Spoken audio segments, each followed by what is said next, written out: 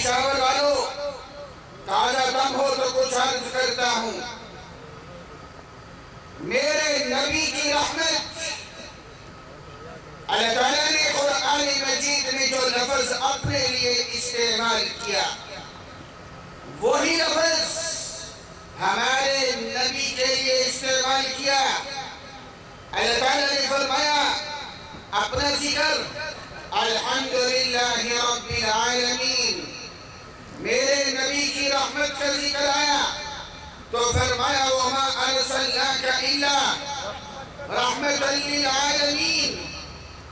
میرے رب کی ربوبیت صرف اس دنیا میں نہیں ہے، میرے رب کی ربوبیت عالم ارواح میں بھی ہے، میرے رب کی ربوبیت عالم دنیا میں بھی ہے، میرے رب کی ربوبیت عالم آخرت میں بھی.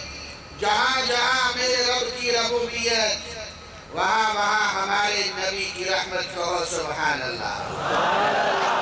اور ایک قاری طیب قاسمی رحمت اللہ تعالیٰ علیہ لکھتے ہیں عالم ارواح میں جہاں تیری روح بھی تھی میری بھی تھی، سب نبیوں کی بھی تھی، ساری امتوں کی تھی. ایک سوال اللہ نے اٹھایا پوری توجہ کی طرف، الست بربکم، کیا میں تمہارا رب نہیں؟ ساری ارواح خاموش ہیں، کہیں سے کوئی جواب نہیں آتا. پھر ایک روح جو سب سے مبارک روح ہے اس کی طرف سے جواب آتا ہے، اور وہ روح امام الانبیاء محمد مصطفیٰ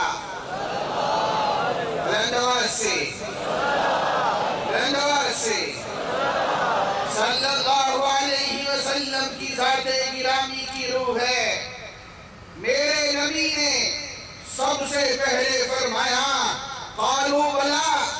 میرے نبی کا جواب سن کے تمام نبیوں کی روحیں بولتی ہیں، سارے انسان بولتے ہیں آج میرے نبی کی رحمت، آج میرے نبی کی رحمت سارے عالم ارواح پہ چھا رہی ہے.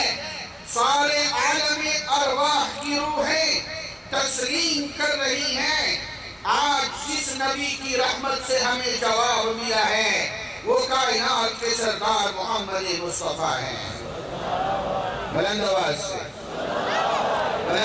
سے آپ نے آج جاگنے کا ثبوت دینا ہے میرے ساتھ. میرے رب کی ربوبیت دنیا میں تو میرے نبی کی رحمت بھی. وہ دیکھو آدم علیہ السلام تشریف لاتے ہیں. آدم علیہ السلام فرماتے ہیں ربا جنت سے نکال دیا ہے، مجھے معاف کر دے، اور وسیلہ میں دیتا ہوں محمد مصطفیٰ کا. اللہ تعالیٰ نے پوچھا، مستدرک حاکم کی روایت ہے، یہ اکابر علماء موجود ہیں، مستدرک حاکم کی روایت ہے. آدم علیہ السلام سے اللہ تعالیٰ نے پوچھا تمہیں کیسے پتا کہ محمد کون ہے؟ آدم علیہ السلام نے فرمایا میں نے توبہ میں نے جنت کے بلندی پہ لکھا ہوا دیکھا تھا نام محمد. بلند آواز سے میں نے بلندی پہ دیکھا لکھا ہوا نام محمد. اور ایک وہ تکبیر میں کلمے میں اذانوں میں نمازوں میں ہے نام الہی سے ملا نام محمد. اور فرماتے تھے یہ آدم مجھے خلد بری میں لکھا ہوا توبہ پہ ملا نام محمد. ارے میرے نام محمد کا وسیلہ چلا. آدم علیہ السلام رحمت کے سائے میں آتے ہیں، ان کی توبہ قبول ہوتی ہے.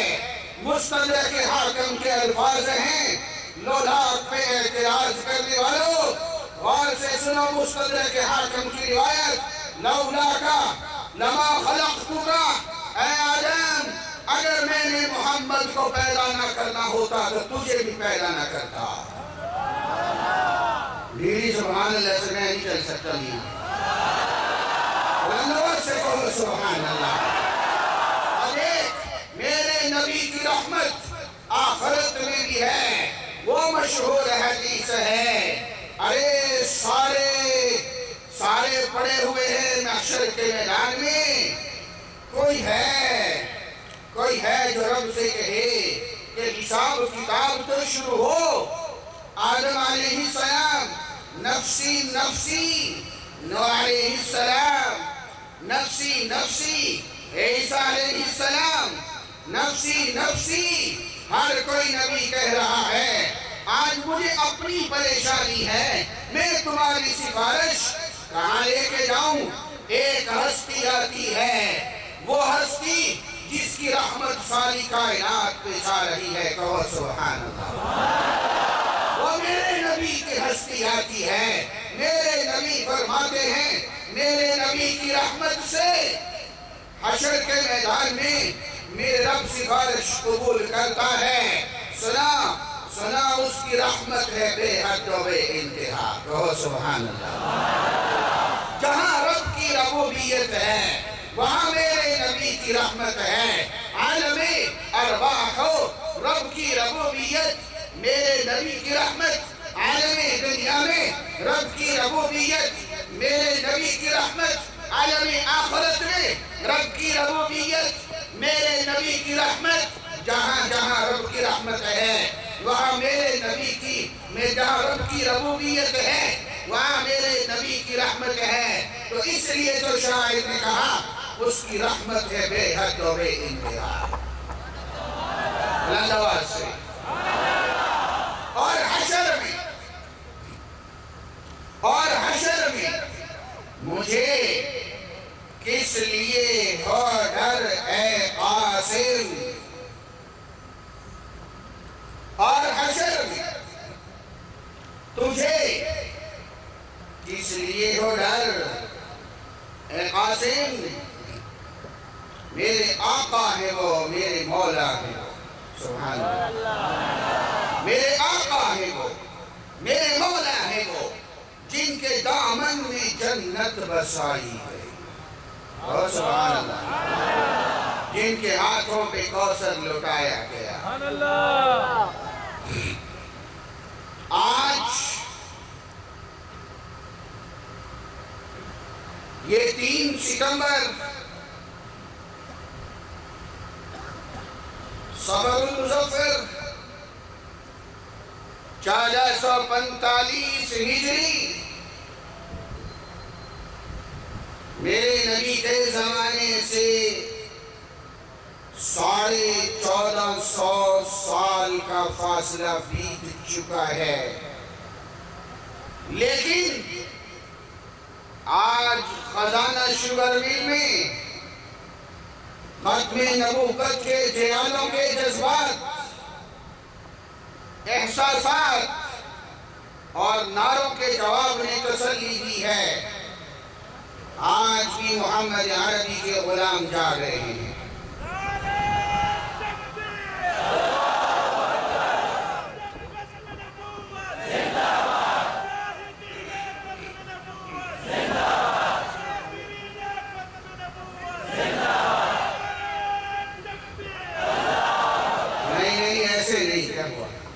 لگائیں نعرہ تکبیر۔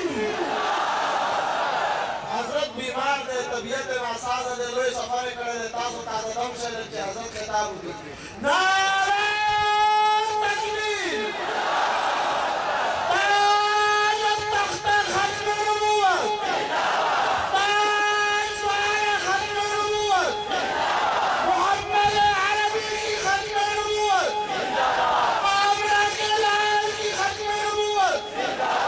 مدینہ کے دورے یتیم کی ختم نبوت، عبداللہ کے لخت جگر کی ختم نبوت۔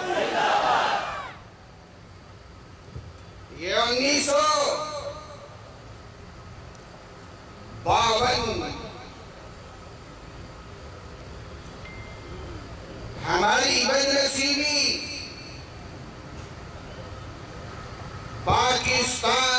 سب سے پہلا وزیر خارجہ قادیانی۔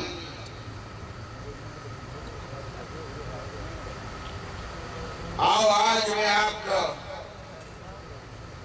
تاریخ کے کچھ اوراق دکھاتا ہوں۔ لوٹ پیچھے کی طرف اے گردش ایام تو، آج ہم نئی نسل کو باخبر کرتے ہیں۔ ہم ملک و ملت کے وفادار اور غداروں کو علیحدہ کرتے ہیں۔ آج یہ عظیم الشان ختم نبوت کانفرنس سے ہم بتائیں گے عالمی دنیا کو کہ اس دین کا وفادار کون ہے، اس ملک کا وفادار کون ہے، اور اس ملک و ملت کا وفادار کون ہے۔ اور دیکھو ذرا میرے ساتھ چلو، 1952 ظفر اللہ قادیانی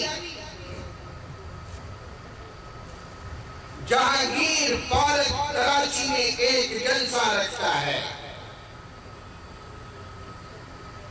اور اس جلسے کا عنوان ہے زندہ اسلام۔ کیا مطلب زندہ اسلام؟ پشاور والو، یہ قادیانیت کا دجل ہے۔ آج میرا یہ مضمون نہیں، کل ایک جگہ میں نے اس پہ کچھ بات کی تھی کہ تاریخ اسلام میں 1450 سال میں جتنے جھوٹے نبوت کے دعوے دار آئے، جتنا بڑا دجال، جتنا بڑا جھوٹا مرزا قادیانی گزرا، اتنا بڑا اور کوئی نہیں گزرا۔ زندہ اسلام اشتہار لگے کراچی میں۔ زندہ اسلام کا کیا مطلب؟ کہ نعوذ باللہ جو محمد عربی دین اسلام لائے وہ مردہ ہو چکا ہے، نعوذ باللہ جو مرزا قادیانی اسلام لایا وہ زندہ ہے۔ یہ اس نعرے کے پیچھے زہر چھپا ہوا ہے۔ اس وقت دار الخلافہ اسلام آباد نہیں تھا، کراچی تھا۔ اس ظفر اللہ قادیانی نے اپنی وزارت کا ناجائز فائدہ اٹھاتے ہوئے پوری جو تاریخ سے باخبر ہونا ہے تو سارے ممالک کے سفیروں کو اسٹیج پہ اکٹھا کر دیا، اسٹیج پہ دعوتی جلسے میں جب عالمی مجلس تحفظ ختم نبوت کے اکابر کو پتہ چلا کہ قادیانی اس طرح کا جلسہ کر رہے ہیں، تو اس وقت عالمی مجلس تحفظ ختم نبوت کے رہنما حضرت مولانا قاضی احسان احمد شجابادی رحمت اللہ تعالی علیہ اس وقت کے وزیر اعظم خواجہ ناصر الدین سے ملتے ہیں اور اس سے کہتے ہیں یہ کیا ہو رہا ہے؟ ملک اسلام کے نام پہ بنا ہے، ملک کلمے کے نام پہ بنا ہے، اور جلسہ قادیانیوں کا ہو رہا ہے۔ جلسے میں قادیانیت کی تبلیغ کی جا رہی ہے۔ خواجہ ناصر الدین جو اس وقت کا وزیر اعظم تھا، اس بزدل کے یہ الفاظ سے اگر ہم نے قادیانیوں کو روکا تو امریکہ ہماری گندم بند کر دے گا۔ اس وقت کراچی دفتر میں عالمی مجلس تحفظ ختم نبوت کے ذمہ دار حضرت مولانا لال حسین اختر رحمت اللہ تعالی علیہ ہوا کرتے تھے۔ کون لال حسین اختر؟ جو پہلے قادیانی تھے اور ان کے مربیوں کے سربراہ تھے۔ اللہ نے ہدایت دی، مسلمان ہوئے، اور ایک وقت وہ آیا کہ پوری دنیا میں عالمی مجلس کے امیر بنے۔ اس وقت کراچی دفتر کے ذمہ دار تھے مولانا لال حسین اختر رحمت اللہ تعالی علیہ نے ختم نبوت کے جیالوں کو اکٹھا کیا۔ یہ کیسے ہو سکتا ہے ختم نبوت والے ہوں، ختم نبوت والے زندہ ہوں اور ہمارے نبی کے دین کو مردہ کہا جائے؟ نہیں چلنے دیں گے۔ جہانگیر پارک میں تاریخ آ جاتی ہے، سٹیج بن جاتا ہے، سٹیج پہ سارے ممالک کے سفیر آ کے بیٹھ جاتے ہیں۔ سامنے اسٹیج کے ذرا غور سے سنیے گا، غور سے سنیں، ہم نے جہاں سے اپنا راستہ متعین کرنا ہے۔ مولانا لال حسین اختر رحمت اللہ تعالی علیہ اسٹیج کے سامنے بیٹھے ہیں۔ ادھر سے اسٹیج پہ ایک قادیانی کھڑا ہوتا ہے، گفتگو شروع کرنے لگتا ہے۔ ادھر سے مولانا لال حسین اختر رحمت اللہ تعالی علیہ کھڑے ہوتے ہیں اور فرماتے ہیں، اگر تم نے ایک جملہ بھی میرے نبی کے دین کے خلاف کہا، تمہاری زبان نکال کے کتوں کے سامنے ڈال دیں گے۔ سٹیج پہ موجود قادیانی اکٹھے ہوئے، انہوں نے مولانا کے خلاف گندی زبان استعمال کی، تو پھر جو مولانا کے ساتھ ختم نبوت کے جیالے پہلے سے تیار بیٹھے تھے، انہوں نے آؤ نہ پاؤ آدھا منٹ لگایا، وہ سارے ختم نبوت کے جیالے سٹیج پہ۔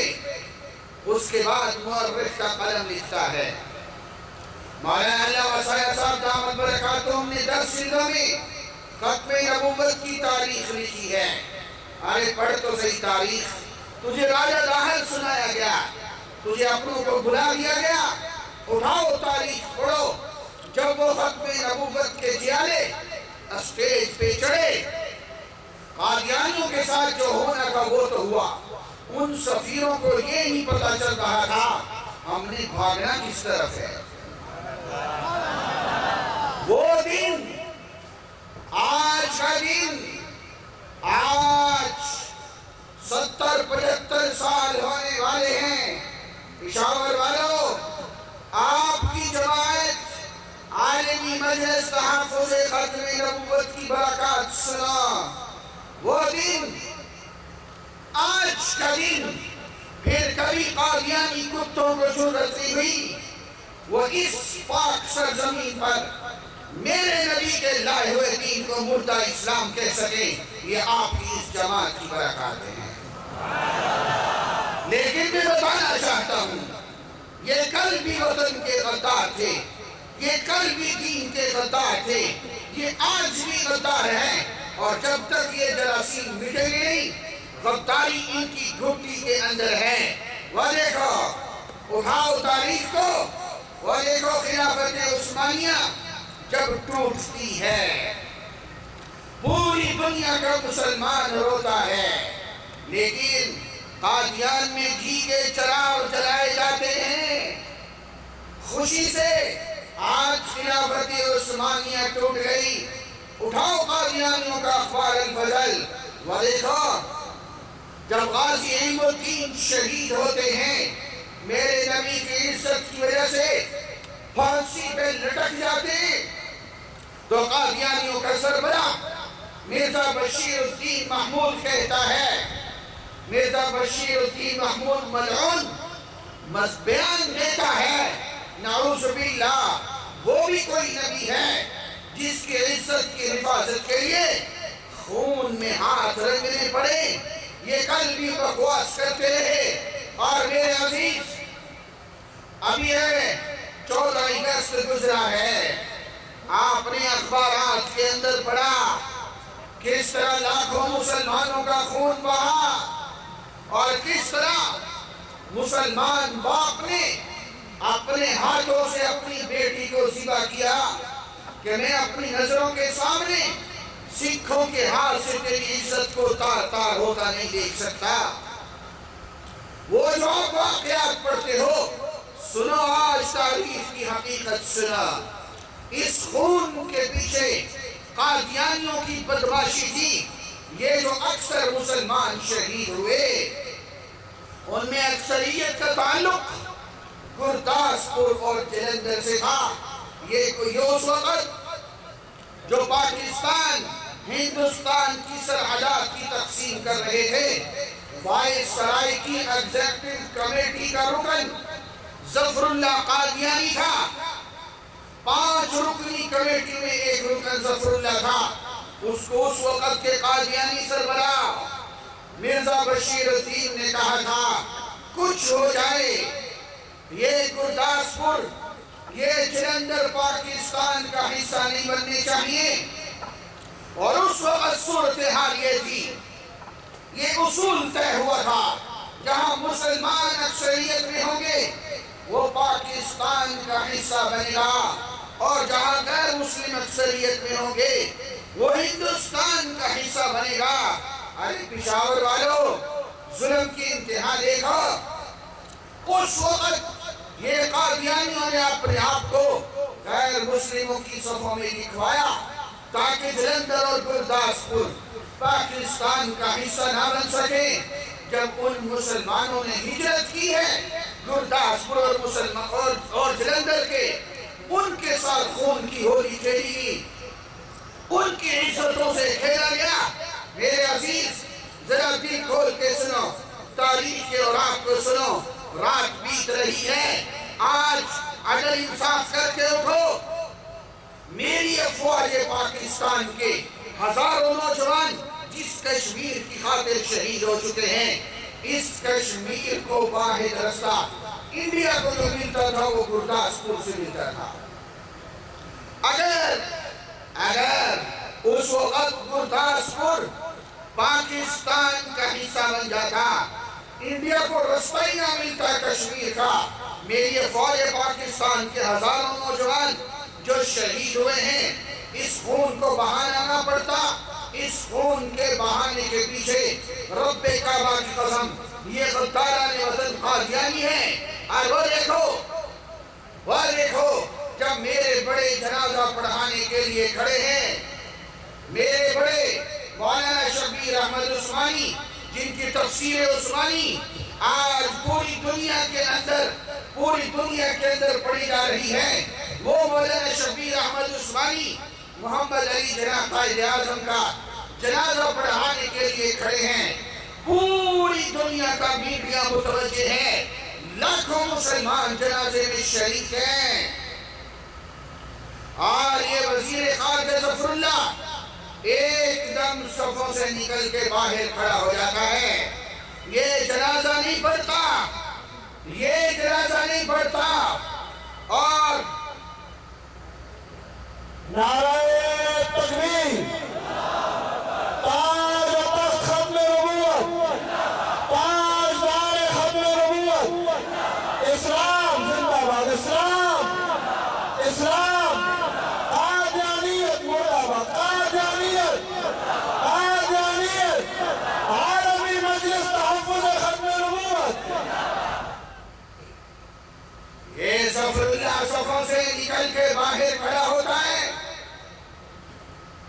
جنازہ نہیں پڑھتا، پوری دنیا کا میڈیا متوجہ ہے۔ جب بعد میں پوچھا گیا، ارے لکھنے والوں تمہاری ڈائری کدھر ہے، آج یہ بھی تو لکھو نا، اٹھاؤ جسٹس منیر انکوائری رپورٹ۔ میں نہیں کہتا، آپ کی رپورٹیں کہتی ہیں۔ جسٹس منیر انکوائری رپورٹ میں لکھا ہوا ہے ظفر اللہ قادیانی قادیانی نے اعتراف کیا کہ جو مرزا قادیانی کو نبی نہیں مانتا وہ کافر ہے اور کافر کا جنازہ نہیں پڑھا جاتا۔ یہ کل بھی غدار تھے، یہ آج بھی غدار ہیں۔ وہ دیکھو مشہور بیوروکریٹ، وہ قدرت اللہ شہاب جو اس کو پڑھنے والے ہیں وہ جانتے ہیں، اس نے اپنے قلم سے لکھا ہے کہ 65 کی جنگ جو پاکستان نے لڑی یہ قادیانیوں کی سازش تھی۔ وہ اس لیے جنگ کرانا چاہتے تھے پاکستان کمزور ہو جائے گا، پاکستان ٹوٹ جائے گا، ہم قادیانی اسٹیٹ بنائیں گے۔ میں نہیں کہہ رہا، قدرت اللہ شہاب لکھتا ہے۔ اور وہ دیکھو وہ جس کو وہ لیاقت علی خان اس سے ملاقات ہوتی ہے، عالمی مجلس تحفظ ختم نبوت، یہ آپ کی جماعت جو پہلے دن سے اس وطن کی حفاظت کر رہی ہے، قاضی احسان احمد شجاعی لیاقت علی خان سے ملاقات کرتے ہیں اور لیاقت علی خان کو بتاتے ہیں کہ یہ دیکھو یہ قادیانیوں کے عقائد، یہ قادیانیوں کے نظریات، یہ ہمارے خیر خواہ نہیں ہیں، یہ وطن کے خیر خواہ نہیں ہیں۔ لیاقت علی خان توجہ کیجیے، وہ قادیانیوں کی کتاب لے کر اس پہ اپنے ہاتھ سے نشان لگاتا رہا۔ جہاں مرزا قادیانی خبیث نے ہمارے نبی کی شان میں گستاخی کی تھی، اس جگہ خود نشان لگاتا رہا۔ آنسوؤں سے لیاقت علی خان روتا رہا، یہ اتنے ظالم ہیں، یہ اتنے کمینے اور خبیث ہیں۔ لیاقت علی خان نے کہا مولانا آپ نے اپنا حق ادا کر دیا، اب میں کچھ کر کے دکھاؤں گا۔ اس سے اگلے جلسے میں لیاقت علی خان نے ظفر اللہ اور قادیانیوں کے بارے میں کچھ کہنا تھا، اس جلسے میں لیاقت علی خان کو گولی مار کے شہید کر دیا جاتا ہے۔ آج تک اس کے قاتل نہیں ملتے۔ اب میں بتاتا ہوں کہ وہ قاتل قادیانی تھے جسے جرمنی بھیجا گیا۔ کیوں تاریخ کو چھپاتے ہو؟ تاریخ چھپنے سے کبھی نہیں چھپا کرتی۔ اور وہ دیکھو وہ میرا بازو جب کاٹ دیا گیا، وہ مشرقی پاکستان مغربی پاکستان سے جدا کر دیا گیا، اس کے پیچھے ایم قادیانی تھا۔ یہ مرزا قادیانی کا پوتا تھا جو اس وقت منصوبہ بندی کمیشن کا چیئرمین تھا، اور اس نے اس وقت بنگالیوں کو جس چیز کی ضرورت ہوتی تھی وہ روک لیتا تھا۔ شیخ مجیب الرحمن جو بعد میں بنگلہ دیش کا وزیر اعظم بنتا ہے، اس نے اپنے بیان میں کہا اگر کل کو بنگلہ دیش علیحدہ ہوتا ہے، مشرقی مغربی پاکستان ٹوٹتا ہے، اس کے پیچھے یہ قادیانی ہے جو احساس کمتری پیدا کر رہا ہے، اور وہ قادیانی اس میں کامیاب ہو گئے۔ اور وہ دیکھو جب ذوالفقار علی بھٹو نے ایک سائنس کانفرنس بلائی تھی، ارے میرے نوجوان آج تجھے غیروں کو ہیرو بنا کے دکھایا جاتا ہے۔ ذوالفقار علی بھٹو نے سائنس کانفرنس بلائی اور اس میں عبدالسلام قادیانی کو بلایا۔ اس عبدالسلام نے جو جواب دیا وہ آج بھی تاریخ کا حصہ ہے۔ آؤ کوئی میرے سامنے جھٹلا کے دکھائے۔ اس عبدالسلام قادیانی کے الفاظ ہیں، ہمارے وطن عزیز پاکستان کے بارے میں اس لعنتی ملک پہ قدم بھی نہیں رکھنا چاہتا جہاں ہمیں غیر مسلم اقلیت قرار دیا گیا ہے۔ جو اس وطن عزیز پاکستان کو لعنتی کہے، آج میرے نصاب تعلیم میں 9ویں 10ویں کے طالب علم کو بتایا جا رہا ہے وہ بہت بڑا ہیرو تھا۔ لعنت ہے تیرے اوپر اور تیرے انتخاب کے اوپر۔ تجھے عبدالقدیر خان نظر نہ آیا، تجھے عبدالسلام نظر آ گیا جو اس وطن کو لعنتی ملک لکھتا رہا۔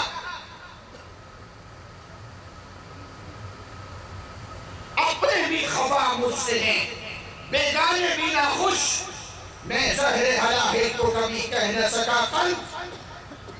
یہ کل بھی غدار تھے، یہ آج بھی غدار ہیں۔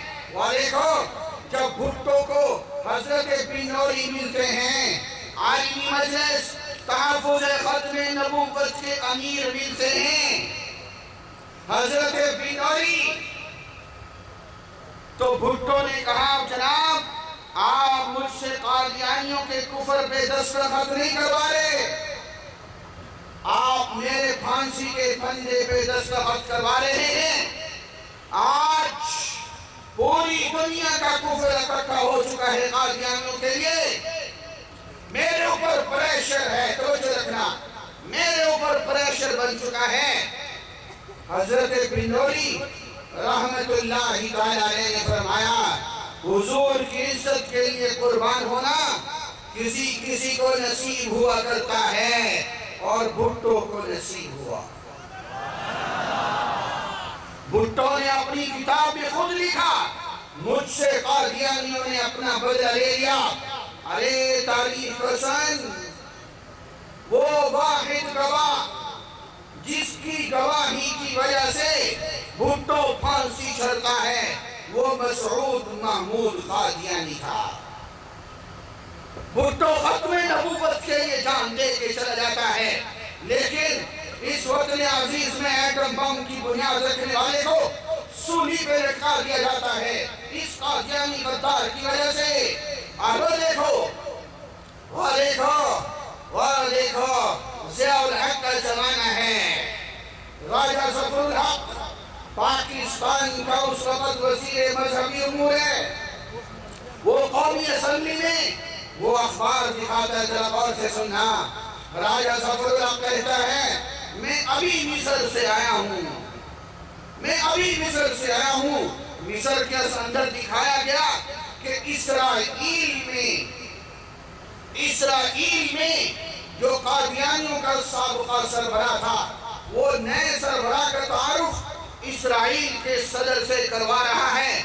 اسرائیل کی افواج میں سینکڑوں کی تعداد میں قادیانی ہیں۔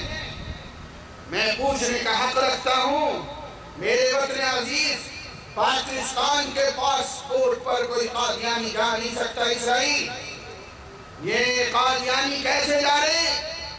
اور وہ دیکھو وہ فلسطین کی سسکیوں کے پیچھے، وہ فلسطین کی ماؤں بہنوں کی عزتوں کے پیچھے، وہ لاکھوں فلسطینیوں کی شہادتوں کے پیچھے یہ قادیانیوں کی گولیاں ہیں جو چل رہی ہیں۔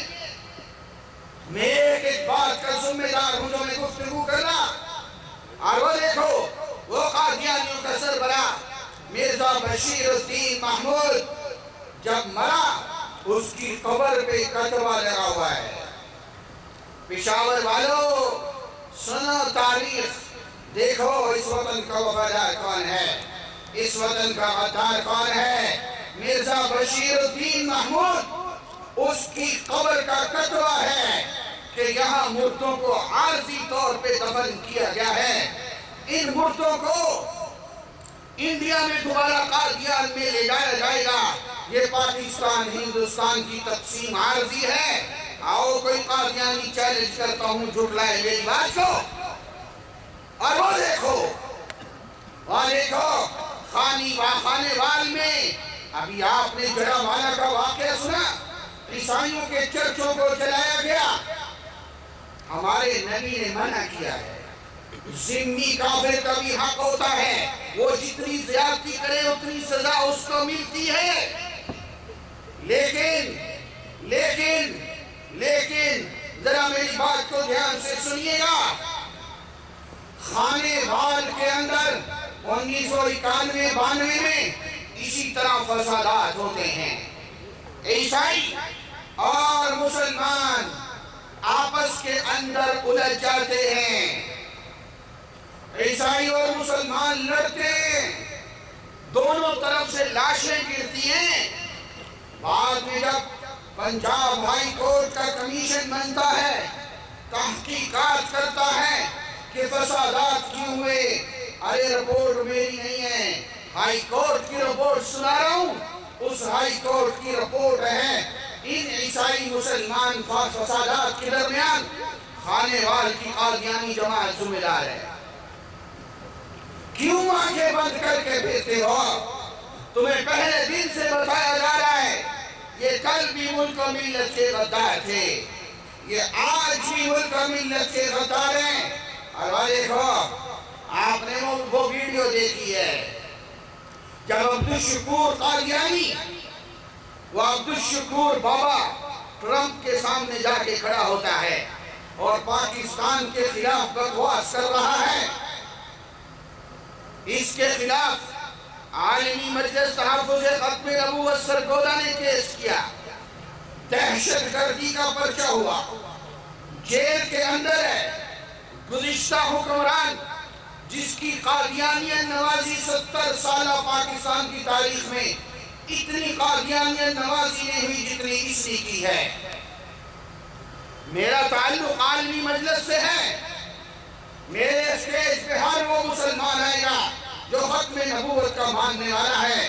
اللہ کے لیے میری بات کو سمجھیے گا، یہ ہماری شورا کا فیصلہ تھا کہ قادیانیت نوازی گزشتہ دور حکومت میں وہ جو آج جیل کے اندر پڑا ہوا ہے، جتنی قادیانیت نوازی اس نے کی ہے پاکستان کی تاریخ میں آج تک کس نے نہیں کی، اس عبدالشکور قادیانی کو اس نے جیل سے نکلوایا۔ ابھی 1.5 مہینہ نہیں گزرا، وہ عبدالشکور قادیانی وہ امریکی صدر ٹرمپ کے سامنے کھڑا ہے۔ ارے اتنی جلدی تو پاکستان کے وزیر اعظم بھی نہیں پہنچ سکتا۔ یہ ہے قادیانیوں کی پشت پناہی، سارا کفر ان کی پشت پہ ہے، لیکن ہمیں کوئی پرواہ نہیں ہے۔ اگر ان کی پشت پہ سارا کفر کھڑا ہے، ہماری پشت میں محمد عربی کی توجہات کھڑی ہیں، ہمیں اس کی کوئی پرواہ نہیں۔ وہ ٹرمپ کے سامنے جا کے بکواس کرتا ہے، جناب پاکستان میں ہمیں اپنے آپ کو مسلمان نہیں کہنے دیا جاتا، ہمیں کلمہ نہیں پڑھنے دیا جاتا۔ دیکھو ان ظالموں کو، ان حرام خوروں کو، نمک حرام کھاتے بھی پاکستان کا ہیں، بھونکتے بھی پاکستان کے خلاف ہیں۔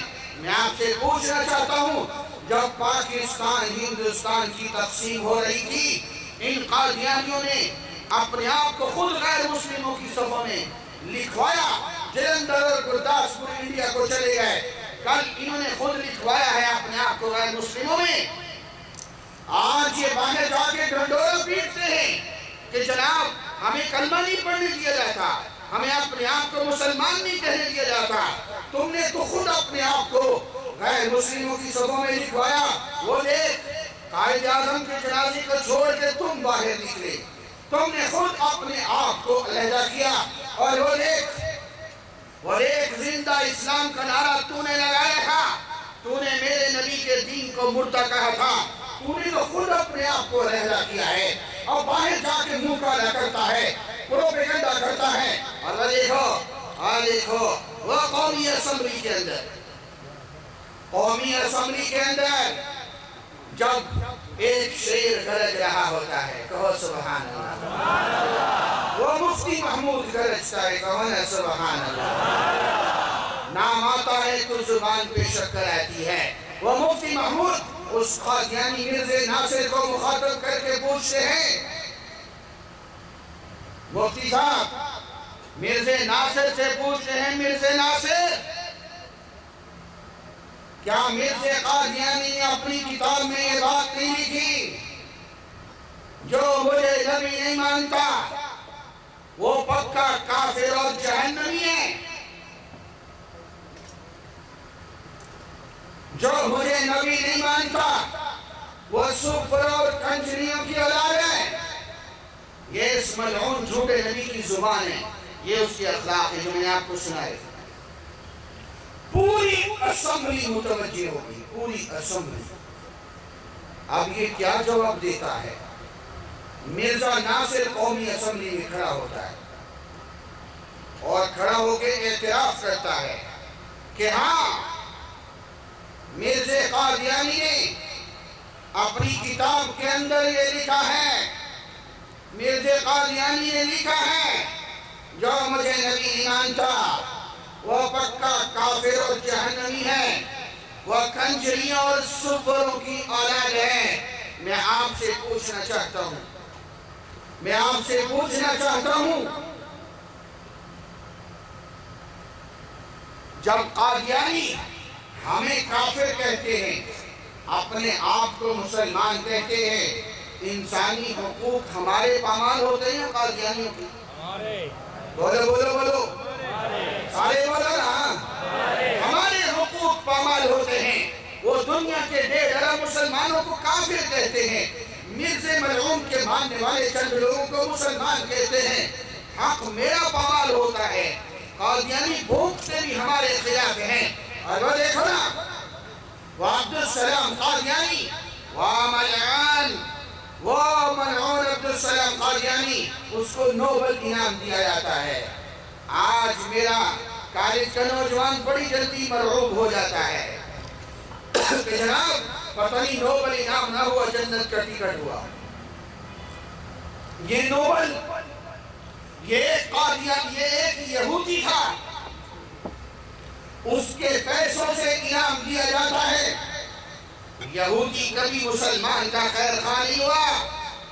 میں آپ سے پوچھنا چاہتا ہوں، علامہ اقبال ادب میں چڑھتا ہوا سورج تھا، علامہ اقبال کے ہوتے ہوئے ادب کا نوبل انعام ٹیگور کو دیا گیا۔ کیوں؟ ٹیگور ایک ہندو تھا، علامہ اقبال کو اس لیے نہیں دیا گیا۔ علامہ اقبال نے نہرو کو خط کے جواب میں لکھا تھا، قادیانی ملک و ملت کے غدار ہیں، یہ کبھی ہمارے وطن کے خیر خواہ نہیں ہو سکتے۔ اور وہ دیکھو نا، اٹھاؤ جنگ اخبار، عبدالقدیر خان اپنے کالم کے اندر لکھتا ہے کہ پاکستان جو تاخیر سے ایٹمی قوت بنا، اس کی وجہ یہ قادیانی ہیں، یہ عبدالسلام قادیانی ہے۔ اور جنرل ضیاء الحق امریکہ کے دورے پہ جاتا ہے، واپس آتا ہے، اس کے سامنے عبدالسلام قادیانی کا نام آتا ہے، تو جب ضیاء الحق کے الفاظ تاریخ کا حصہ ہیں، ضیاء الحق کہتا ہے میرے سامنے اس کتیا کے بچے کا نام بھی مت لو، اس کتیا کے بچے کا نام بھی مت لو۔